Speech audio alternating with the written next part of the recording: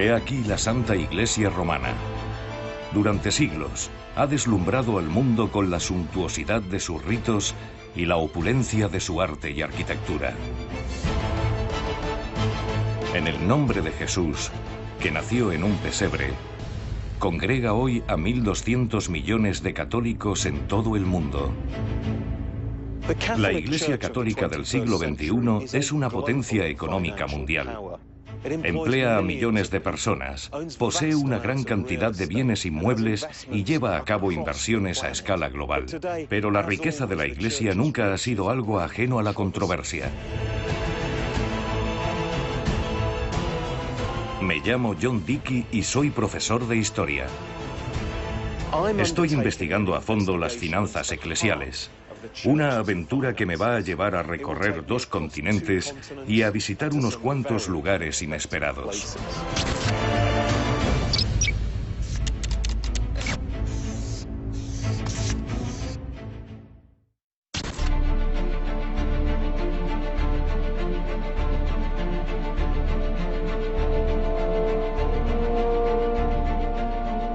En los últimos años, una ola de escándalos ha sacudido el corazón de la Iglesia Católica. En Alemania, un obispo dilapidó más de 31 millones de euros en renovar el Palacio Episcopal. El presidente del Banco Vaticano fue objeto de una investigación, y el antiguo mayordomo del Papa filtró unos documentos que evidenciaban las trifulcas económicas de la jerarquía eclesiástica. Esos escándalos revelaron una iglesia a la defensiva, una iglesia que se sentía atacada.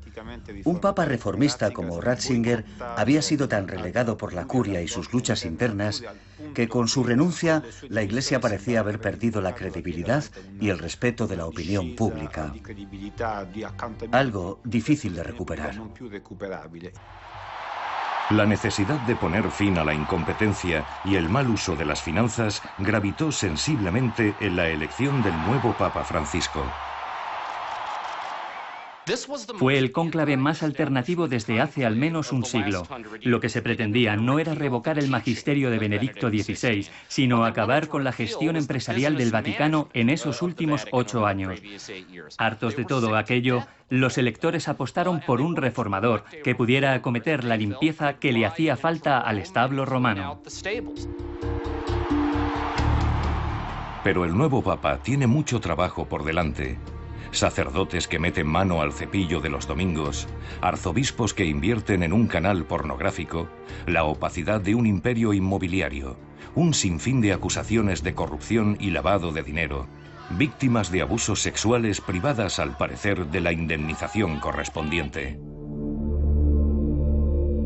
¿Por qué la Iglesia Católica está plagada de escándalos financieros?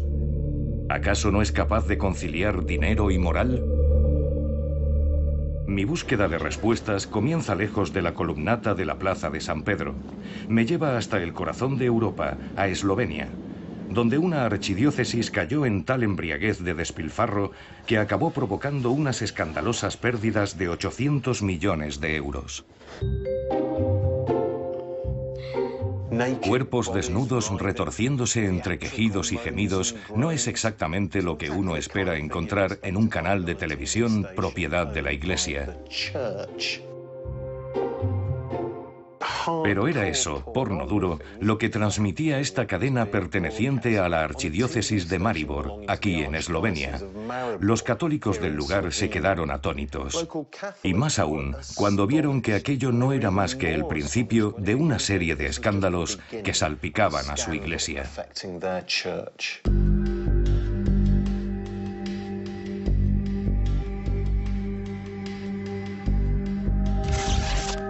Balance: 3 obispos apartados de sus puestos, un sacerdote desterrado a un monasterio austríaco y una diócesis al borde de la bancarrota. Y no es más que el amargo final de una historia que comenzó en 1991, cuando el país se liberó del comunismo y logró su independencia. En Maribor, la Iglesia abrazó entonces el capitalismo y cayó en una imprudente espiral de inversiones.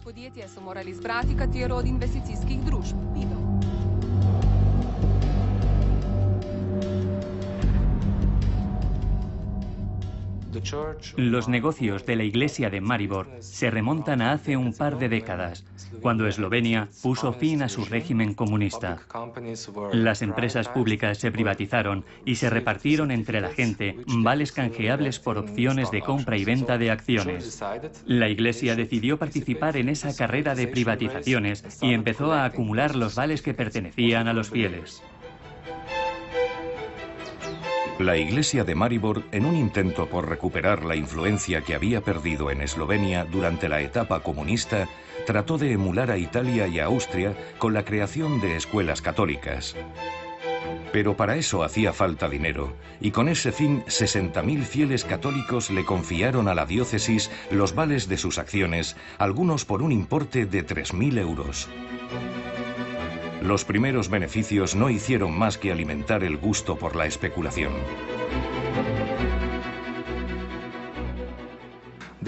Se hicieron con potentes empresas del sector químico, de la prensa y las telecomunicaciones. No solo en Eslovenia, también en el extranjero, invirtieron en grandes proyectos inmobiliarios y de construcción, todos de muy alto riesgo. La iglesia articuló dos fondos de inversión, Sbon 1 y Sbon 2, o lo que es lo mismo, Campana 1 y Campana 2. A través de ellos pudo adquirir un puerto en Croacia, un matadero en Argentina y acciones en la industria del petróleo y el titanio. Sus objetivos estratégicos relacionados con las inversiones financieras iban a acabar desempeñando un papel crucial en la política económica del gobierno esloveno. Ya se sabe aquello de que un hombre con dinero puede comprar a un hombre con poder.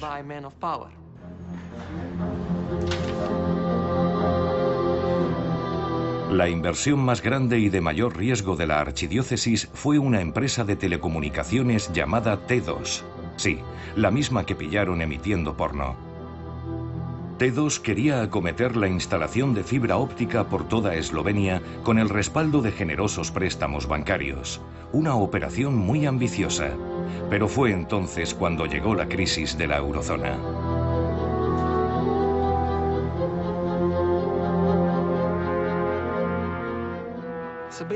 Lo que hicieron básicamente fue meterse en una inversión a muy largo plazo, financiada con préstamos a corto plazo. Es increíble que lograran tal cantidad de préstamos. Yo entré en el Consejo de Supervisión del banco más importante de Eslovenia y mi impresión fue que la combinación de contactos e influencia política era fundamental a la hora de conseguir fondos financieros a gran escala. Cuando estalló la crisis, la reserva de divisas para la banca eslovena por parte de todo el mercado exterior se cerró por completo. La quiebra era inevitable. El crack de Campana 1 y Campana 2 supuso para la iglesia de Maribor prácticamente la ruina. Resulta que el cerebro que había detrás de estos planes desastrosos tenía poca experiencia en los negocios. Se trataba del sacerdote y tesorero de la archidiócesis Mirko Krasovec. Creo que la incompetencia de los funcionarios de alto rango de la Iglesia puede ofrecer, sin duda, una explicación parcial de por qué pasó aquello, lo que incluye la responsabilidad de todos, desde los propietarios hasta los arrendadores. Pero me parece que, en fin, externalizar la gestión no significa que uno no lleve a distancia el control de su empresa y de sus gastos e inversiones. Y supongo que control externo y transparencia son cosas que deliberadamente no quisieron poner en práctica. El Vaticano se enteró por fin de lo que estaba pasando en Maribor en el año 2007, cuando el obispo pidió permiso a Roma para pedir dos préstamos de 5 millones de euros. Así y todo, el Papa Benedicto tardó otros 3 años en tomar cartas en el asunto. Se expulsó al arzobispo y a su tesorero mientras enviaban al padre Lojzec Zvikol a poner orden. La iglesia de Maribor atraviesa un momento sumamente delicado. Sí, la iglesia de Maribor no va a tener más financiación que la que le den sus fieles. Pasará apuros, porque aunque no tenga recursos económicos, no va a dejar de ejercer su labor pastoral. Será una iglesia con una gran dependencia de su feligresía y al mismo tiempo al servicio de ella.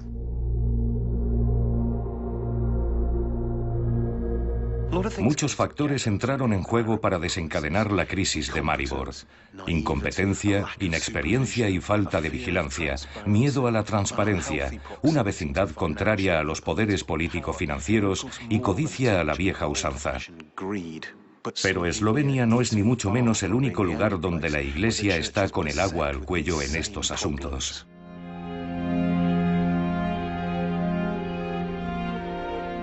Poseer más y más y más conduce a la idolatría. Destruye la relación con el otro.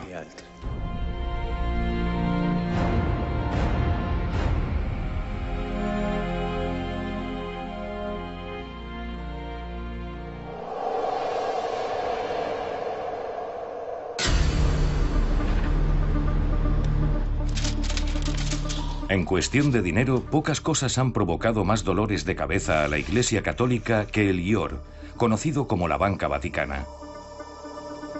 El arresto de un clérigo en junio de 2013 puso en evidencia una vez más las fallas de esta controvertida institución.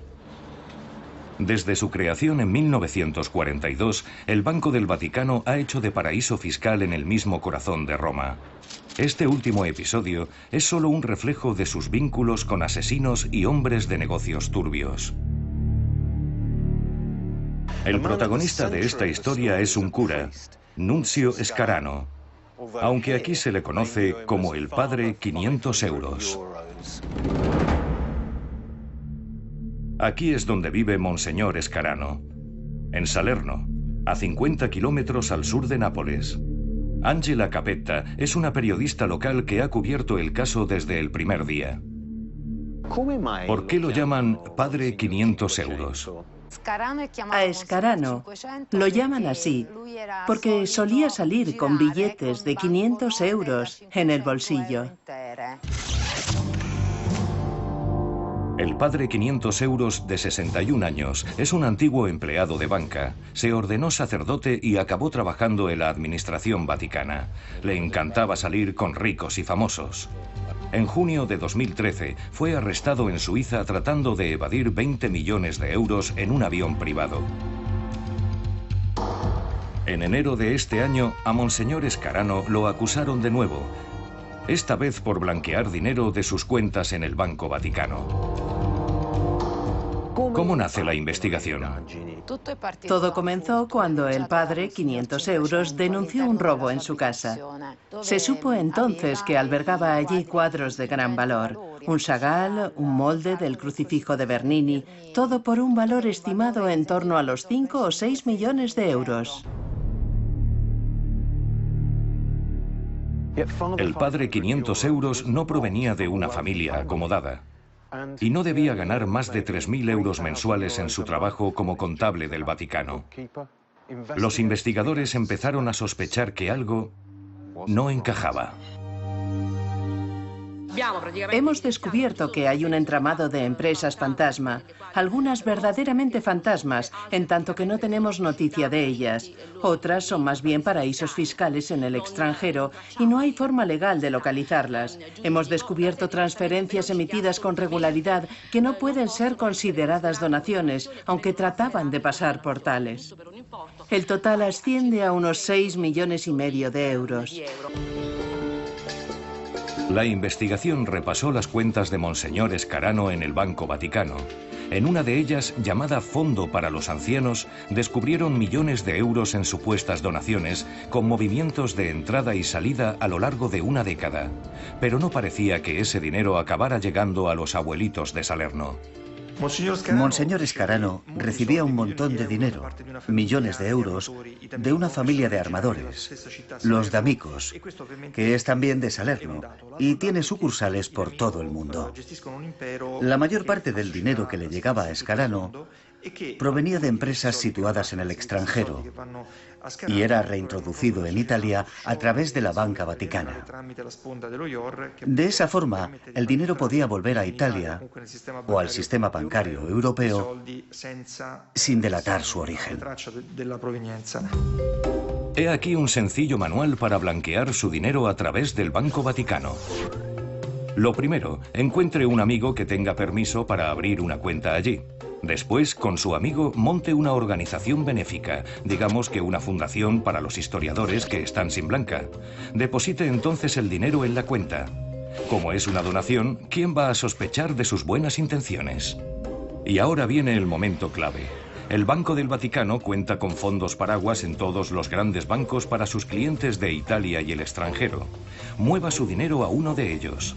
Siempre que el banco de turno no le haga demasiadas preguntas sobre ese giro que proviene del banco papal, no habrá forma de rastrear el origen del dinero que a continuación ya puede transferir a su cuenta personal.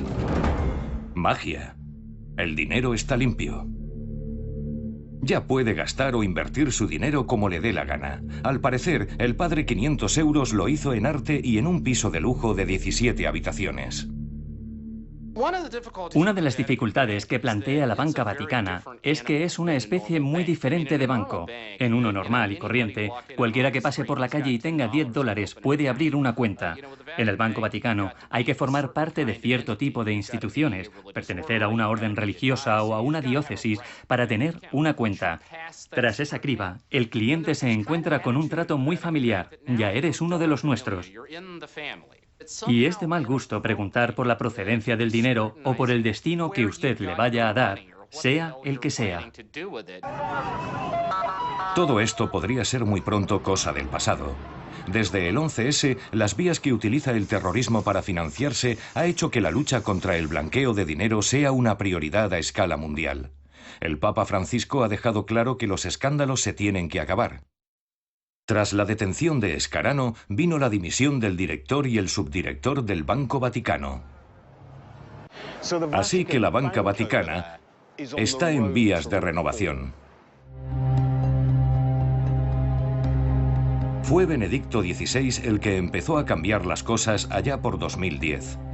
Durante su papado, el Vaticano conoció la primera ley antiblanqueo de dinero, creó también un organismo de control financiero y antes de su renuncia nombró un nuevo presidente del banco que empezó a hacer un seguimiento de las cuentas. Como resultado, más de un centenar de operaciones sospechosas salió a la luz en 2013, al tiempo que los titulares de las cuentas recibían un cuestionario muy particular. Lo que quiere saber la Banca Vaticana es de dónde procede el dinero. Y esto no es algo que se reciba con agrado. Me refiero a que hay algunos clientes de toda la vida, cardenales incluidos, a los que les ha ofendido muchísimo que el banco quiera saber dónde tienen su dinero y lo que hacen con él. Uno de los puntos oscuros es, sin duda, el de las fundaciones religiosas, ya que pueden ejercer de tapadera y ocultar flujos de dinero y una serie de objetivos espurios. Puede haber incluso fundaciones religiosas totalmente falsas.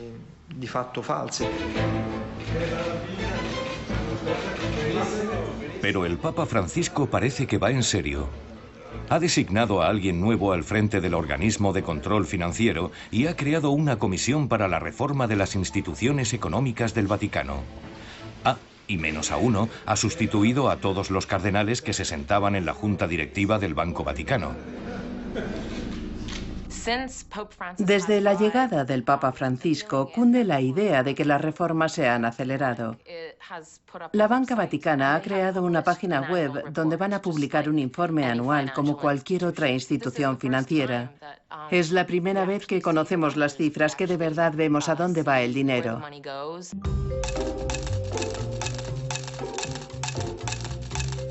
A pesar de ser tan conflictivo, el Banco del Vaticano es sorprendentemente pequeño. Cerca de 19.000 clientes que aportan unos activos de tan solo 6.000 millones de euros. El año 2012 generó unos beneficios de 86 millones de euros. Pero es el destino de sus ganancias lo que pone de manifiesto la importancia que tiene en el presupuesto de la Santa Sede, en otras palabras, en el papado. 2012 suministró a su santidad 55 millones de euros, una cantidad que cubre el 20% del presupuesto de la curia romana. De alguna manera, podríamos decir que son esas contribuciones de la banca lo que mantiene con vida al Vaticano en sí y a su gobierno.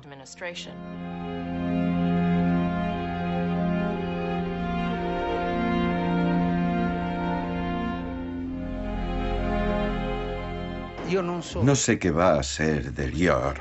Hay quien dice que sería mejor que fuera un banco. Otros que mejor que fuera una fundación. Y otros que hay que cerrarlo. Me interesan todas las opiniones, pero no sé. Confío en la labor de las personas. Del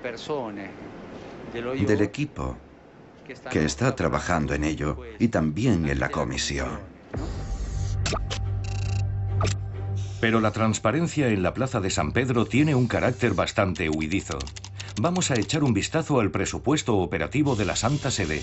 En 2012 el balance fue ingresos en torno a los 250 millones de euros y gastos cercanos a los 248 millones, lo que da unos beneficios netos de 2 millones de euros.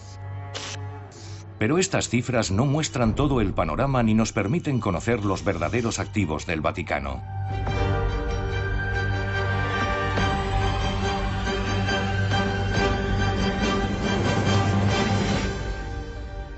Cuando la gente piensa en las riquezas del Vaticano, lo primero que se le viene a la cabeza son los tesoros artísticos y arquitectónicos.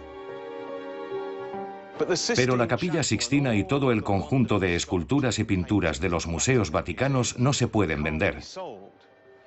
Lo que de verdad hace al Papa multimillonario es algo mucho más prosaico: el ladrillo y el cemento.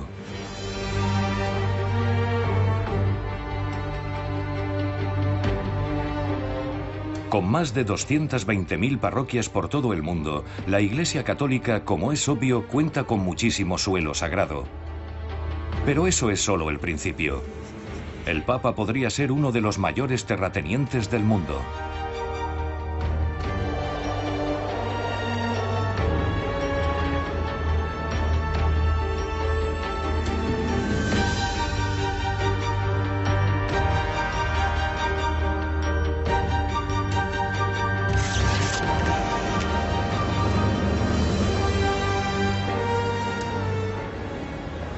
Londres es un imán para la inversión extranjera en bienes raíces, pero nadie esperaría encontrar a la Iglesia Católica entre los especuladores.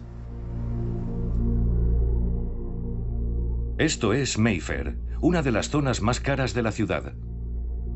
El edificio que estoy mirando se compró en el año 2006 por 15 millones de libras. Hoy su valor está estimado en 25 millones. No es una mala inversión. El periodista David Leigh es quien ha desvelado la identidad del propietario.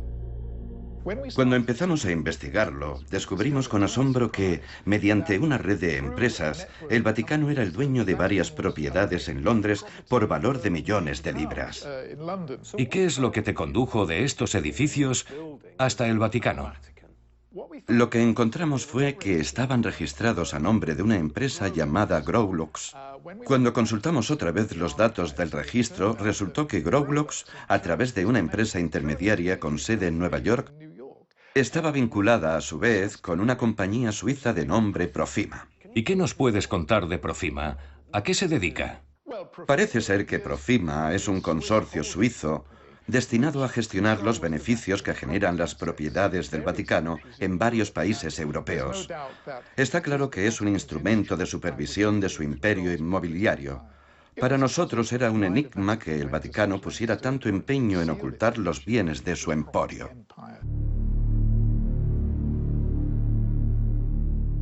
La respuesta está en estos documentos de la Segunda Guerra Mundial.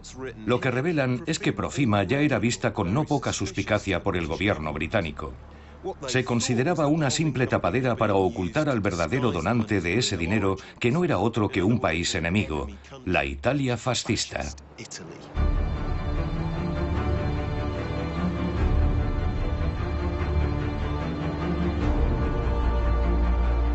Este es el hombre que hizo del Vaticano una institución financiera mundial. Benito Mussolini. Desde la caída del Imperio Romano y hasta 1870, el Papa gobernaba el centro de Italia, pero con la unificación del país perdió esos territorios. En 1929, en los pactos de Letrán, el duce compensó al Vaticano por los enclaves perdidos con una suma ingente de dinero, el equivalente en la actualidad a 1.000 millones y medio de euros. Según el historiador John Pollard, aquello marcó un antes y un después en la historia de las finanzas vaticanas. ¿En qué beneficiaron a Mussolini los pactos de Letrán y en qué al papado? Mussolini consiguió un gran acuerdo, que el Vaticano reconociese esa nueva Italia, lo que significa que ya no iba a tener ninguna oposición de la curia a su régimen fascista. Fue un sello de prestigio mundial para la Italia mussoliniana.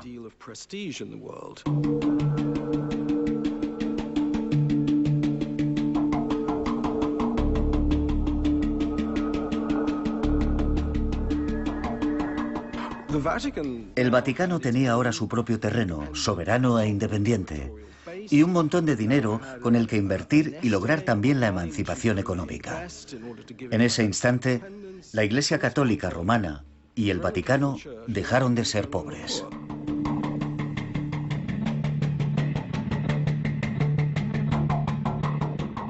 El Vaticano tuvo mucha suerte al dar con un tipo como el banquero milanés Bernardino Nogara, un brillante asesor financiero.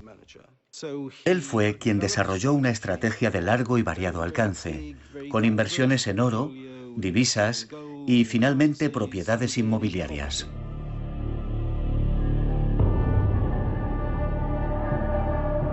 El Vaticano se convirtió en un gigante del sector a escala global. Pero es en Roma donde su santidad cuenta con un increíble patrimonio. Maurizio Turco se propuso averiguar hasta qué punto y lo hizo impulsado por un tesón que habría puesto a prueba la paciencia del santo Job. Ingenuos de nosotros, nos pensábamos que podíamos pedir el código de registro asignado a cada institución religiosa para obtener la lista de sus propiedades. Pero, ¿qué va? Así que empezamos a hacer una serie de rastreos jugando con nombres de santos, órdenes religiosas y cosas por el estilo. Utilizamos 3.000 términos de búsqueda. Gracias a eso, encontramos en Roma 24.000 propiedades entre solares y construcciones.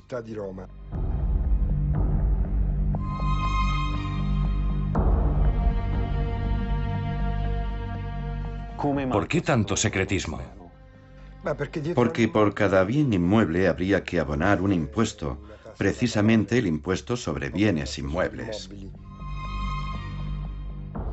Durante muchos años, los bienes que son propiedad de instituciones religiosas han estado exentos del pago de impuestos, sin que importase el tipo de actividad que desarrollaran, es decir, por un mero concepto de propiedad. Si el inmueble era propiedad de la Iglesia, no pagaba impuestos, aunque llevara a cabo una labor comercial. A un restaurante que perteneciese a una institución religiosa, solo le hacía falta una capilla en su interior para eludir el pago. Restaurantes y hoteles católicos. No es fácil encontrarlos así como así. Pero en la ciudad eterna están por cualquier parte y son una fuente inagotable de dinero. Alojarse en un buen hotel católico puede costar 600 euros la noche. Desde la pensión básica hasta los palacetes de 5 estrellas, en Roma y alrededores, la Iglesia cuenta con 10.000 plazas hoteleras que generan unos ingresos de 700 millones de euros al año.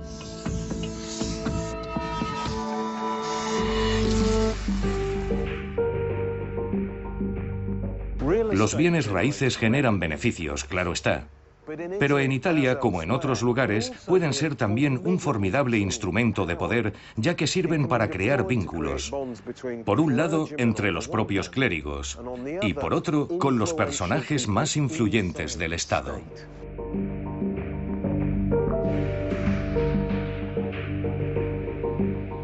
Tomemos como ejemplo la Congregación para la Evangelización de los Pueblos, también conocida como Propaganda Fide.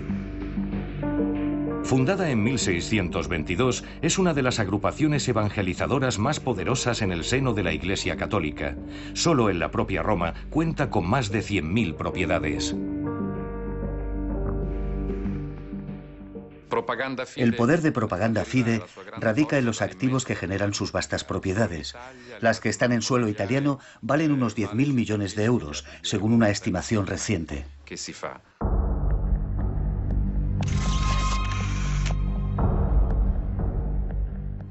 En 2010 nos enteramos de que los inmuebles de Propaganda Fide venían siendo alquilados a bajo precio a políticos, funcionarios públicos, directivos de empresas públicas y privadas, como una moneda de cambio.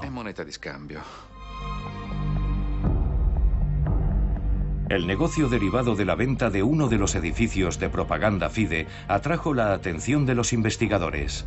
Se descubrió así que uno de los ministros del gobierno de Silvio Berlusconi estaba involucrado. El fiscal Sergio Sotani dirigió la investigación. Propaganda Fide era la propietaria del edificio y se lo vendió a una empresa cuyo representante legal era el hijo del antiguo ministro de Fomento, Lunardi. Según el contrato, la venta del edificio se fijó en 3 millones de euros, pero el arquitecto señalaba que su valor era muy superior, por lo menos 7 u 8 millones.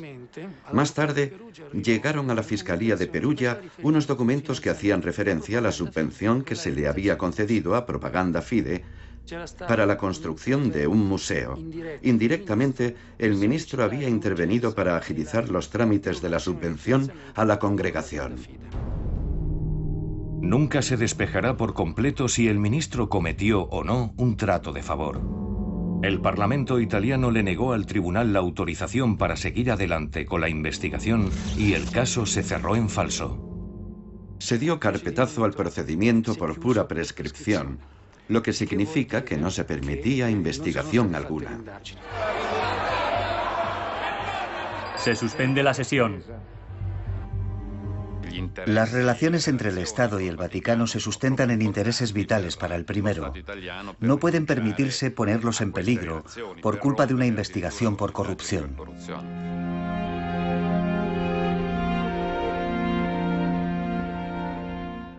Judas empezó siendo un avaro pecador y acabó corrompido. ¿Cuánto mal hacen los corruptos en la comunidad cristiana? Pecadores sí, corruptos no.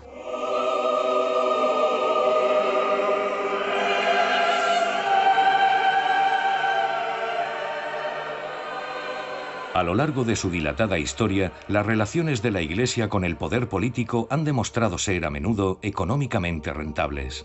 Es un hecho que empezó ya con el primer emperador cristiano de la antigua Roma, Constantino.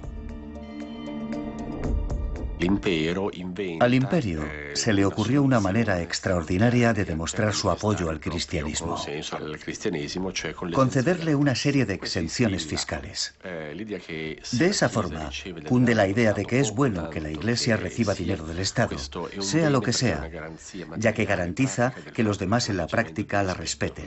El miedo a no ser respetada a veces le ha costado muy caro.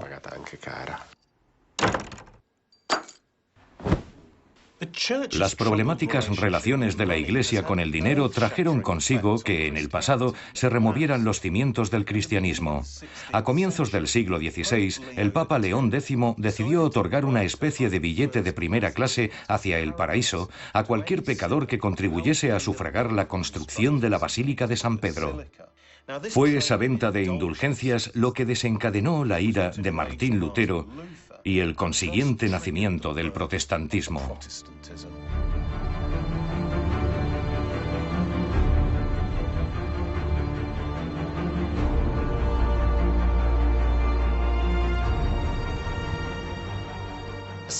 La venta de aquellas indulgencias era un gran negocio.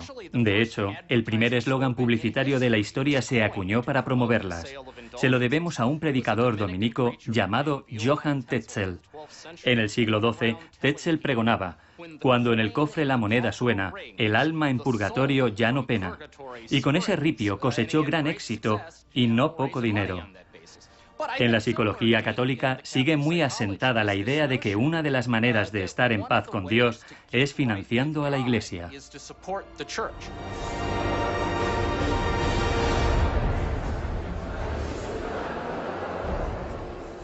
La gente paga por las misas, concretamente por esas misas de difuntos. ¿Por qué? Porque una misa puede contribuir a abandonar el purgatorio. Es una mentalidad común entre gente mayor como mi abuela, de 93 años, que en vez de tarjetas navideñas, manda cartas a las amigas para decirles que va a encargar una misa para sus maridos. Es una costumbre emparentada con aquella otra de las indulgencias.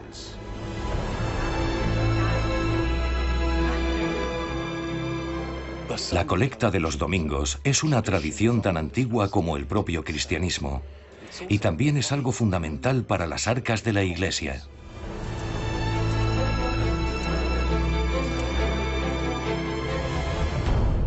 Con esta donación dominical, los católicos contribuyen a sostener su parroquia y muchas de sus actividades, desde las labores de caridad hasta el boletín semanal. Aunque todo el dinero no se queda en ese ámbito específico, ya que las parroquias destinan parte de sus ingresos al obispado, que a su vez envía una contribución facultativa al Papa. Solo en el año 2012, los obispos aportaron 26 millones de euros a la Plaza de San Pedro.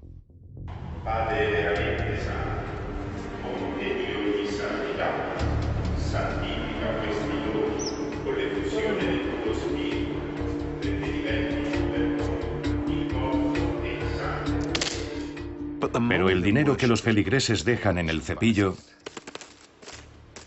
no siempre acaba donde se supone que debería ir.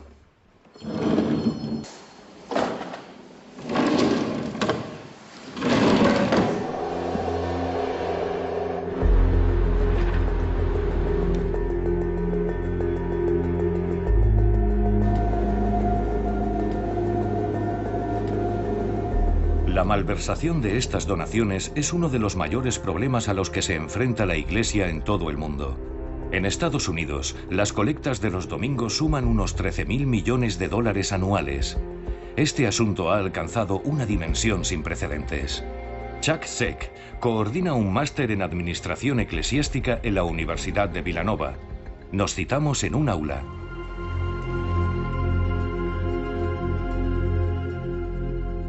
¿Qué explicación tiene este fraude? Es una ecuación que resulta de la suma de necesidades más oportunidad. El 21% de las diócesis no han auditado nunca sus parroquias. Y también hay otras en las que una sola persona hace el recuento de la colecta del domingo, ingresa el dinero, prepara todos los cheques y lleva al día las cuentas. Lo hace absolutamente todo. Hace años realizamos un estudio y resultó que en el 85% de las diócesis había habido malversación, en algunos casos más de una vez. 85%, es una práctica generalizada. Sí, lo es.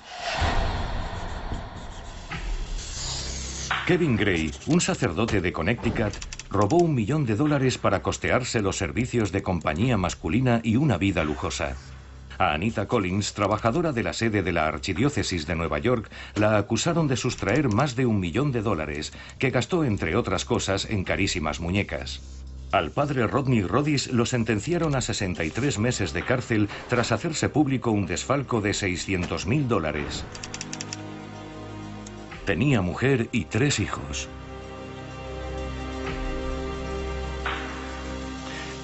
¿Quién iba a pensar que un cura podía robarle a la iglesia o que una empleada laica cometiera un desfalco?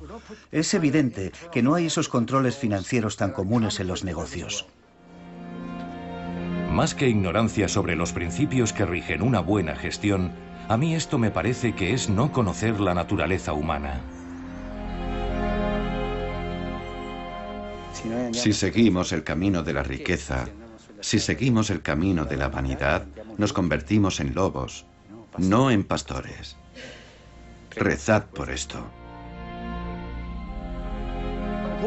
Si hablamos de dinero, la Iglesia es una de las instituciones más descuidadas y descentralizadas del mundo. En parte, esto se debe al mandato canónico, según el cual las decisiones en materia económica no deben ser tomadas por la autoridad central, sino en ámbitos locales. La Iglesia está dirigida por grandes expertos en teología y liturgia, pero con unas nociones financieras, por lo común, muy elementales.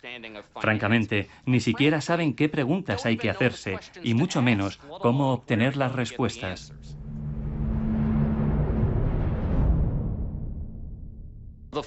La otra cara en este proceder es que abre la puerta a conductas chapuceras y a una innegable corrupción.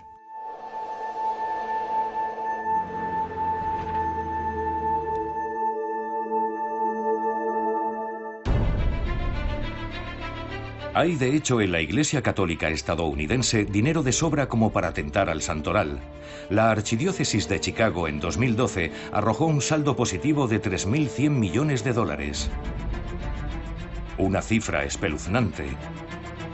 Aquel mismo año, la Archidiócesis de Colonia, la más rica de toda Alemania, reportó unos beneficios de 166 millones de euros, alrededor de un 5% del total de su prima americana.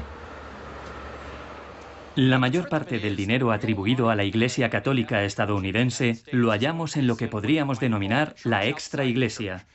Todos esos grupos que son católicos, pero que no dependen directamente de los obispos. Aquí hay 56 hospitales católicos con un gasto de unos 100.000 millones de dólares. Y de 251 universidades, solo las 10 mayores suponen 6.000 millones. En este país de mayoría protestante, el dólar católico tiene un peso más que considerable. Se calcula que la huella financiera de la Santa Iglesia Romana en Estados Unidos asciende a la friolera de 170.000 millones de dólares al año. La red de hospitales que dependen de la Iglesia representa el 57% de ese total, las universidades el 28%, mientras que solo un mísero 6% corresponde a la actividad diaria de diócesis y parroquias, y las labores de beneficencia suman apenas un 2,7%.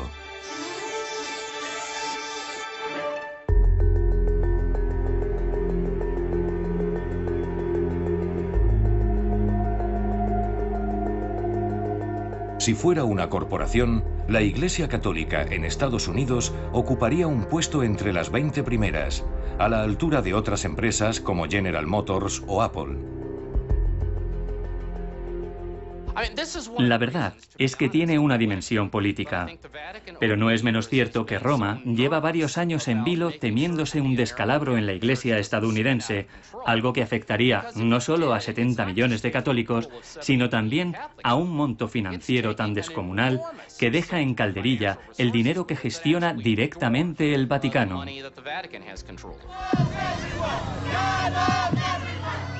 Pero la Iglesia Católica estadounidense sufrió ese descalabro cuando estalló el mayor escándalo de su historia: el encubrimiento de miles de casos de abusos sexuales a niños por parte de sacerdotes en todo el país. Hay curas que violan a niños. Hemos venido a denunciarlo. Los estragos que causaron a las víctimas y también a la propia Iglesia y sus arcas son aún visibles. Se cree que entre 1994 y 2012 desembolsó más de 3.000 millones de dólares en compensaciones. La consecuencia directa es que en lo que llevamos de año, 10 diócesis estadounidenses se han declarado en bancarrota. Y algo que sucede cuando se produce una quiebra es que se genera una gran cantidad de papeleo. Montañas y montañas de documentos que nos revelan un montón de cosas. Cosas hasta entonces desconocidas sobre la Iglesia y su patrimonio.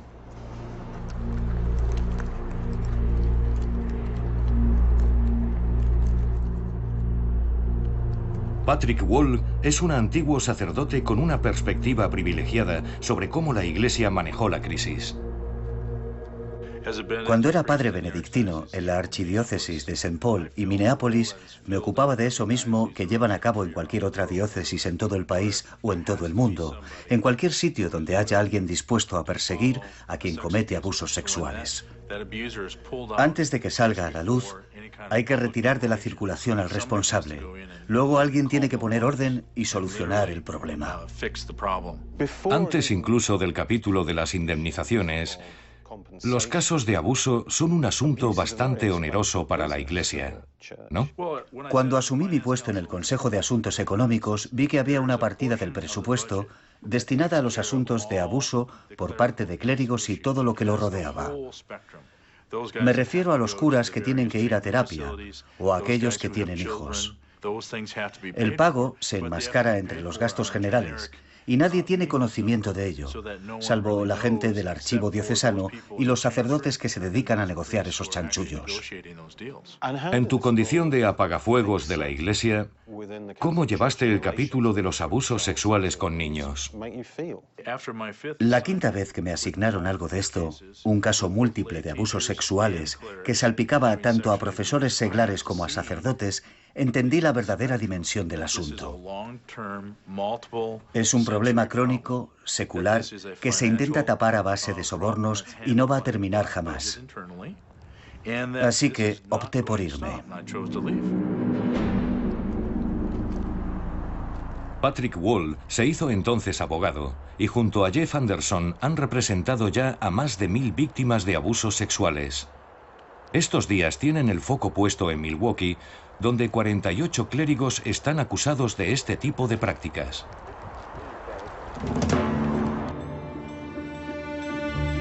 Pero el escándalo ha cobrado también tintes pecuniarios, con un sujeto en particular ocupando el centro de la diana: Timothy Dolan, arzobispo de Milwaukee de 2002 a 2009. Los abogados le acusan de haber enterrado el dinero de la diócesis para evitar pagar las indemnizaciones a las víctimas. Desde hace más de 2 décadas estamos trabajando con los supervivientes para conseguir que desclasifiquen los archivos secretos. Hace un par de años, el tribunal falló a favor de que se divulgaran. Las 50.000 páginas de documentos que contenían nos revelaron que el arzobispo Dolan obtuvo el permiso del Vaticano para mover casi 60 millones de dólares a una fundación encargada de un cementerio católico. ¿Por qué moverían tal cantidad de dinero a una fundación que ya había sido saneada? El arzobispo Dolan toma esta decisión por una razón muy sencilla: para asegurarse de que él y su diócesis no podrían hacer frente a los pagos a las víctimas supervivientes.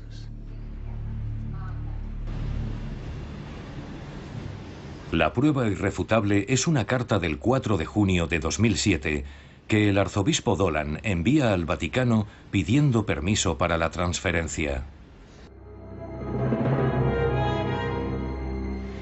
El importe específico de la transferencia cubre de por vida las necesidades de mantenimiento de los cementerios católicos, propiedad de la archidiócesis de Milwaukee. La transferencia de estos activos financieros a la fundación conllevaría asimismo el traspaso de obligaciones y condiciones.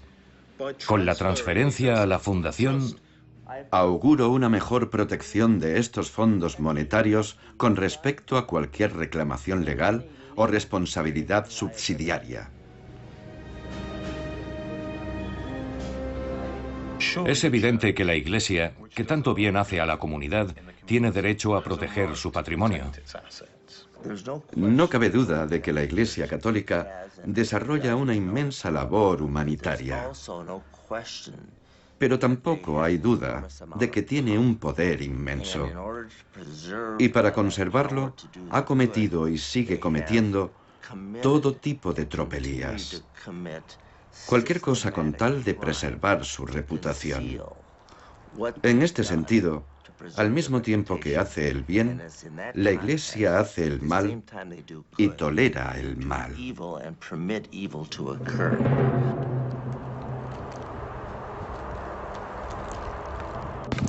Quiero colocar esta mitra en el Empire State, en el estadio de los Yankees y en la Estatua de la Libertad. El arzobispo Timothy Dolan es hoy el cardenal Dolan de Nueva York, una de las diócesis más adineradas de Estados Unidos. Niega vehementemente todas las acusaciones. Bobadas. La archidiócesis de Milwaukee atesora un excelente historial de honradez y transparencia.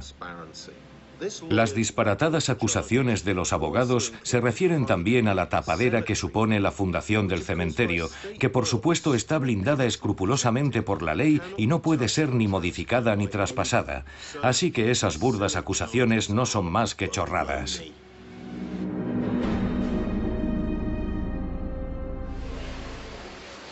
En Milwaukee, las heridas aún están hoy lejos de cerrarse.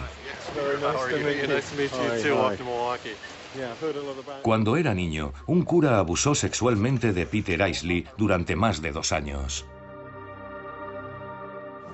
Aquí se han gastado millones de dólares, no solo para encubrir los crímenes, sino también para asegurarse de que ningún superviviente recibe algún tipo de ayuda o compensación por lo que han hecho. 11 millones de dólares en abogados, eso es lo que se han gastado. Un ejemplo, un típico sacerdote que cometiera esos delitos, que pongamos llevase 25 años ejerciendo su ministerio y se descubriera que llevaba desde el principio abusando de los niños, ¿cuánto cree que cuesta mantenerle el sueldo, los abogados y tapar todo lo que ha hecho? Tirando muy por lo bajo, $1 millón, no menos de 1 millón. El obispo Dolan o cualquier otro dice que lo importante es la caridad de la Iglesia y que las demandas están poniendo en peligro esas obras de caridad. Pero es obvio que si uno está dispuesto a gastarse 1 millón o más en defender a un pederasta solo por ser cura, no está haciendo precisamente una obra de caridad, ¿no?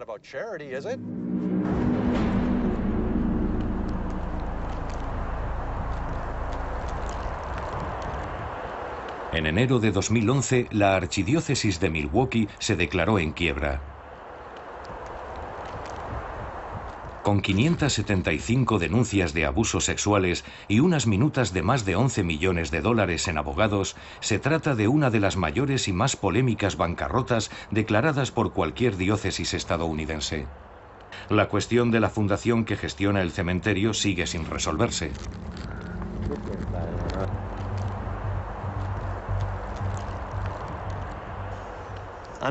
Por desgracia, la Iglesia tiene la obligación de custodiar sus bienes y los obispos hacen todo lo que pueden para preservar los fondos. Lo han llevado todo tan lejos que ni siquiera se responsabilizan de la actuación de sus sacerdotes. Y el problema se magnifica por el hecho de que la Santa Sede no ha sancionado a ningún obispo por el pésimo manejo de la crisis de los abusos sexuales y la mala administración económica.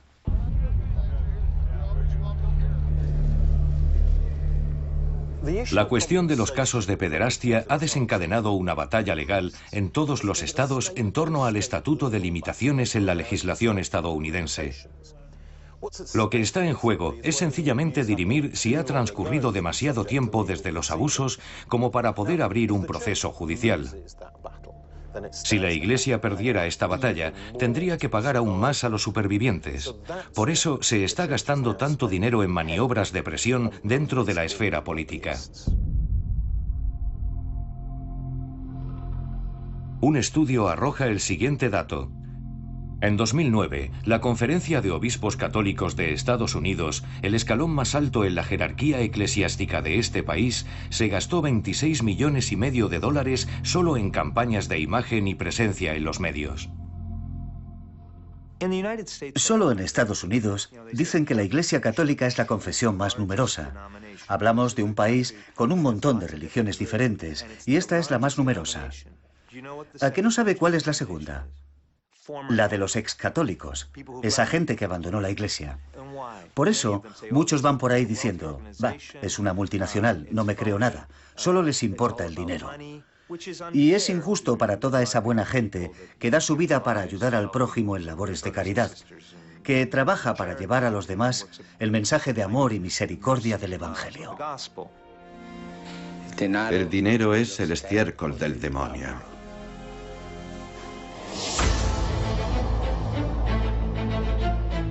Haz el bien, ama a tu prójimo, cuida del pobre y desvalido.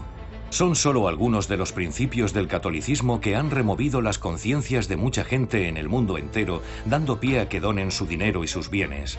Todo por apoyar la labor y el patrimonio artístico de la Iglesia y proclamar su mensaje.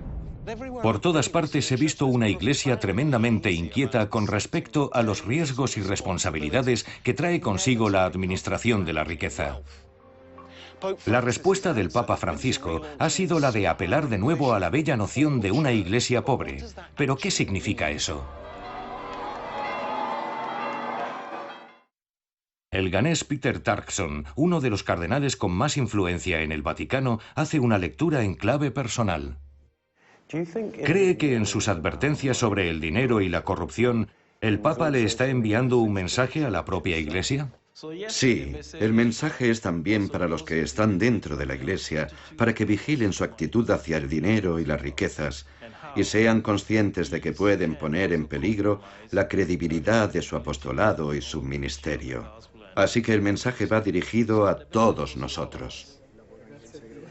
El mismo Papa está dando ejemplo. Ha declinado muchos de los privilegios de su cargo. Se mueve en coches nada ostentosos y antepone la habitación de una residencia a la majestuosidad del Palacio Apostólico. El Papa dice que cuando un sacerdote ejerce bien sus funciones, la gente está dispuesta a echarle una mano. El sacerdote tiene que buscar a los pobres. Debe estar al servicio de su feligresía, y el dinero solo es útil si ayuda a esa misión. El dinero es necesario porque es útil, y si deja de serlo, se convierte en un obstáculo para la labor de la Iglesia.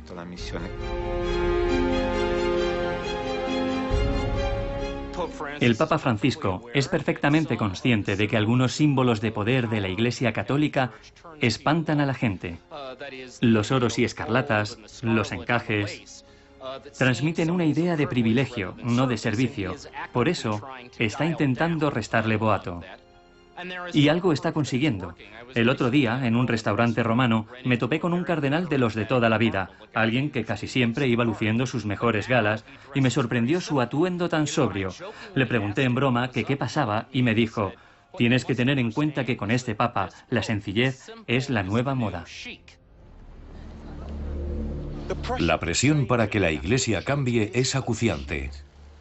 Los sucesivos escándalos han ido debilitando su autoridad, empañando su reputación y distorsionando su mensaje.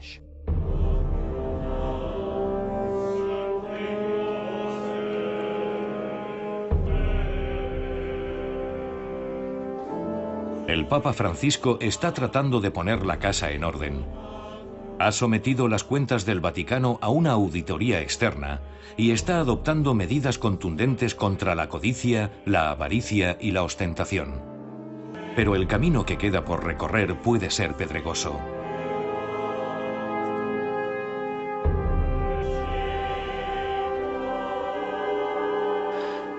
Está claro que las reformas que el Papa Francisco ha emprendido suponen un verdadero desafío. Acabar con las inercias y tocar los puntos sensibles del poder de la Iglesia es algo con lo que uno se granjea simpatía, sí, pero tantas como enemigos. El papado no es ajeno a lo que ocurre a su alrededor. Si esas reformas empiezan a ver la luz, el Papa va a necesitar apoyo, y no está nada claro hoy por hoy que lo secunde un equipo fuerte. Se ha deshecho de mucha gente, tanto dentro como fuera del Vaticano.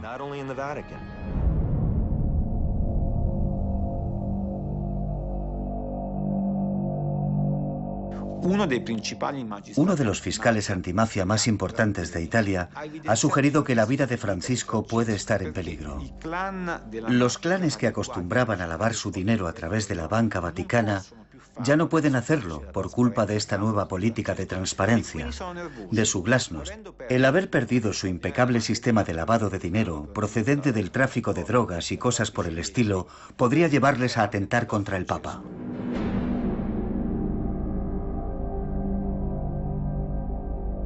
La Iglesia tiene 2000 años de antigüedad.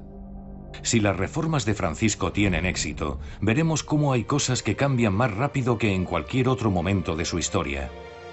Sin embargo, al final de este viaje, me pregunto si la Iglesia no estará condenada a vivir eternamente en una relación de amor-odio con el dinero.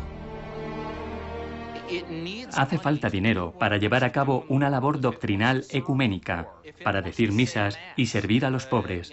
Se necesita una solvencia económica.